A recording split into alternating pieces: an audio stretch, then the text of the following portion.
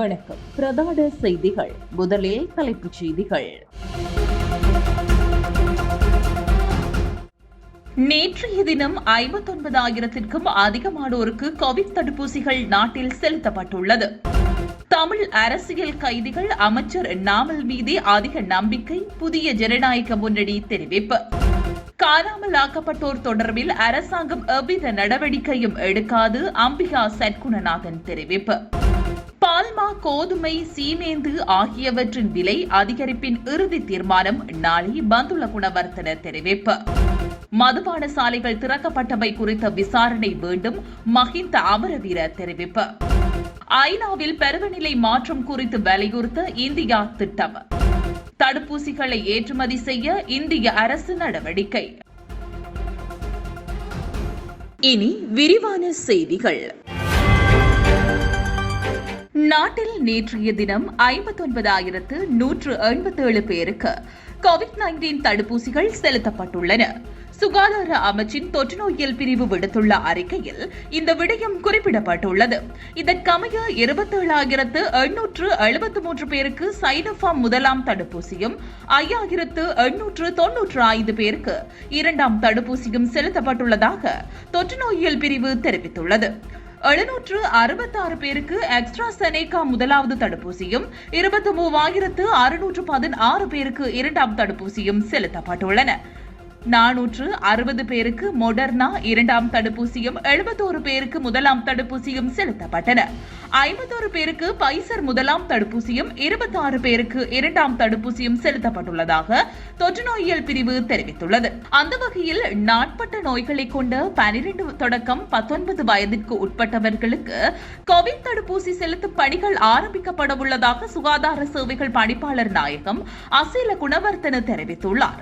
இதற்கமைய கொழும்பு சீமாடி ரிட்ஜ்வேஸ் சிறுவர் வைத்தியசாலையில் எதிர்வரும் வெள்ளிக்கிழமை முதல் குறித்த நபர்களுக்கு பைசர் தடுப்பூசி வழங்கும் நடவடிக்கைகள் ஆரம்பிக்க உள்ளதாக அவர் தெரிவித்துள்ளார். ராஜாங்க அமைச்சர் லொகான் ரத்வத்த தமிழ் அரசியல் கைதிகளை அச்சுறுத்தியவை ஒட்டுமொத்த தமிழ் மக்களுக்கு எதிரான செயற்பாடாக கருத வேண்டும். தமிழ் அரசியல் கைதிகள் தமிழ் தலைமைகள் மீது நம்பிக்கை கொள்ளவில்லை.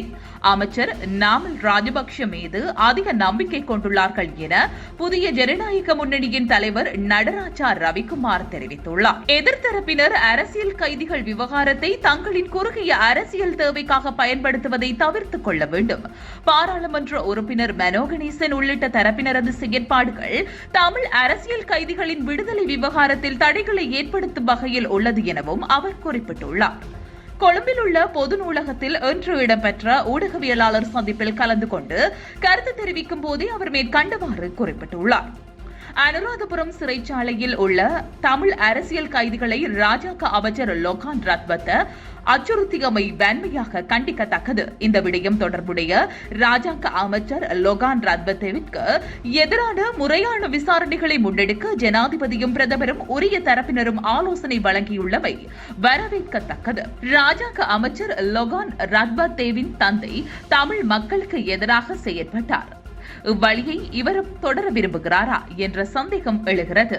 தமிழ் அரசியல் கைதிகளின் விடயத்தில் சிறந்த மாற்றம் ஏற்பட வேண்டும்.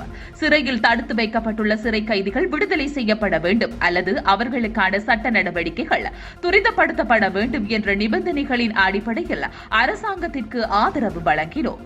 தமிழ் அரசியல் கைதிகள் விவகாரத்தில் ஜனாதிபதி, பிரதமர் மற்றும் விளையாட்டுத்துறை அமைச்சர் நாமல் ராஜபக்ஷ ஆகியோர் உரிய நடவடிக்கைகளை முன்னெடுத்துள்ளார்கள். இதுவரையில் 21 தமிழ் அரசியல் கைதிகள் விடுதலை செய்யப்பட்டுள்ளார்கள். நல்லாட்சி அரசாங்கத்தில் ஒரு அரசியல் கைதிகளை கூட விடுவிக்க திறனில்லாதவர்கள் இன்று அரசியல் கைதிகளின் நலன் தொடர்பில் அக்கறை கொண்டுள்ளமை வேடிக்கையாக உள்ளது. தமிழ் அரசியல் கைதிகள் தங்களின் பிரச்சினைகள் தொடர்பில் தமிழ் அரசியல் தலைமைகளிடம் கூறப்போவது இல்லை. அமைச்சர் நாமல் ராஜபக்ஷவிடம் தங்களின் பிரச்சினைகளை குறித்து எழுத்து மூலமாக அறிவிக்கிறார்கள். அமைச்சர் நாமல் ராஜபக்ஷ மீது வடக்கு மற்றும் தெற்கு வாழ் தமிழ் மக்கள் அதிகம் நம்பிக்கை கொண்டுள்ளார்கள். தமிழ் அரசியல் கைதிகள் விவகாரத்தில் அவர் சிறந்த தீர்வை பெற்றுக் கொடுப்பார் என்ற நம்பிக்கை காணப்படுகிறது. நல்லாட்சி அரசாங்கத்தின் போது மனோகணேசன் போன்றவர்கள் அரசியல் கைதிகளின் விடுதலை குறித்து முன்னேற்றகரமான நடவடிக்கைகளை முன்னெடுக்கவில்லை. தற்போது அரசியல் கைதிகளின் நலன் விரும்பிகளை போன்று நாடகமாடுகிறார். இவர்களின் செயற்பாடுகள் அரசியல் கைதிகளின் விடுதலை நடவடிக்கைகளுக்கு பாதிப்பை ஏற்படுத்தும். மன்னார் மாவட்டத்தில் இந்துக்களின் சின்னங்கள் திட்டமிட்ட வகையில் அளிக்கப்படுகின்றன.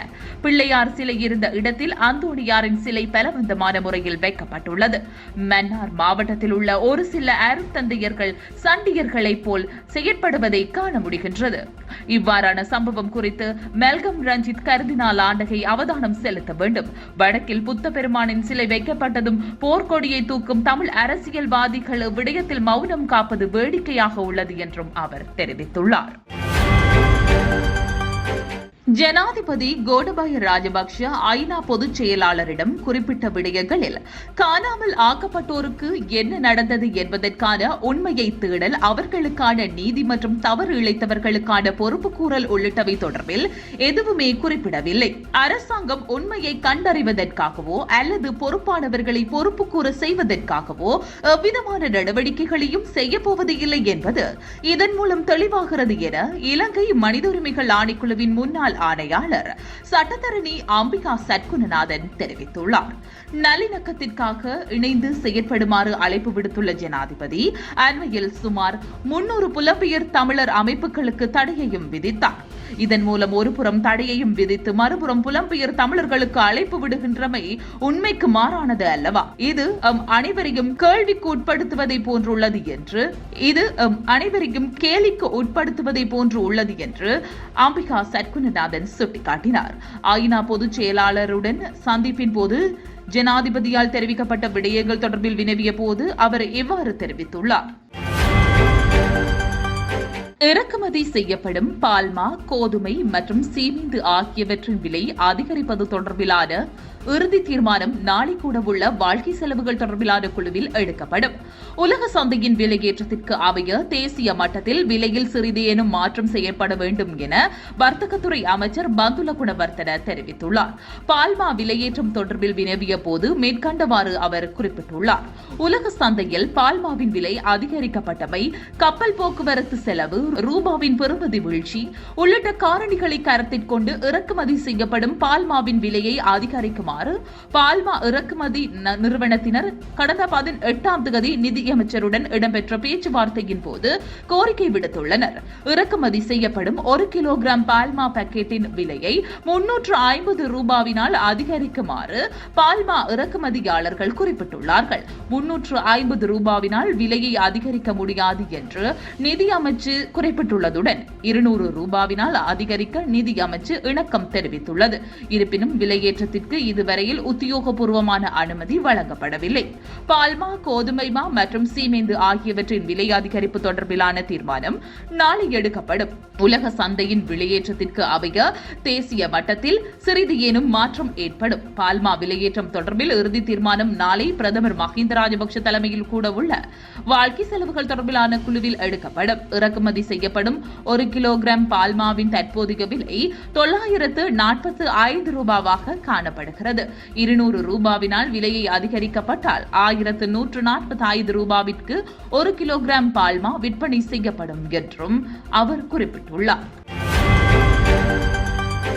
மதுவரி ஆணையாளருக்கு தெரியாமல் மதுபான சாலைகள் திறக்கப்பட்டிருந்தால் அது பாரிய பிரச்சினை என குறிப்பிட்டுள்ள அமைச்சர் மஹிந்த அமரவீர இந்த விடயம் குறித்து விரிவான விசாரணை மேற்கொள்ள வேண்டும் என தெரிவித்துள்ளார். தனிமைப்படுத்தல் ஊரடங்கு சட்டம் அமுலில் இருக்கும் நிலையில் மதுபான சாலைகளை திறப்பதற்கு அனுமதி வழங்கப்பட்டுள்ளமை குறித்து கருத்து தெரிவிக்கையிலேயே அவர் இவ்வாறு தெரிவித்துள்ளார். அவர் மேலும் தெரிவிக்கையில், மதுபான சாலைகளை திறப்பதற்கு அரசாங்கம் அனுமதி வழங்கவில்லை, சுகாதார பிரிவினரும் அனுமதி வழங்கவில்லை என்றே தெரிவிக்கப்படுகிறது. அப்படி என்றால் யாருடைய உத்தரவில் திறக்கப்பட்டது என்பது தொடர்பில் பார்க்க வேண்டும்.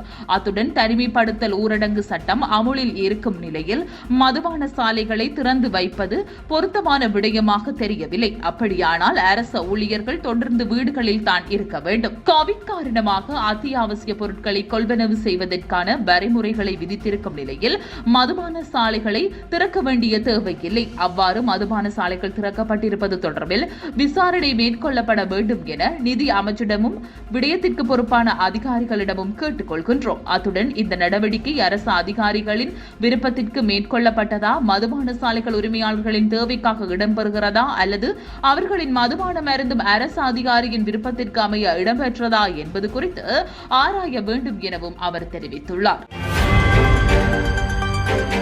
தொடர்பது வெளிநாட்டு செய்தி. பருவநிலை மாற்றம், தடுப்பூசி விநியோகம் உள்ளிட்ட முக்கிய பிரச்சினைகள் குறித்து ஐநா பொது சபையில் விவாதிக்குமாறு வலியுறுத்த இந்தியா திட்டமிட்டுள்ளது. இதுகுறித்து ஐநாவிற்கான இந்திய தூதுவர் DS திருமூர்த்தி தெரிவிக்கையில், இந்தியாவிற்கு தற்போதைய ஐநா பொது சபை கூட்டம் பல வகையில் முக்கியமானது.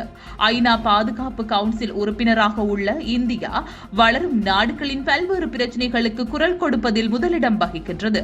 எனவே இந்த கூட்டத்தில் பிரதமர் மோடியின் பேச்சுக்கு உலக நாடுகளிடையே மிகுந்த எதிர்பார்ப்பு உள்ளது.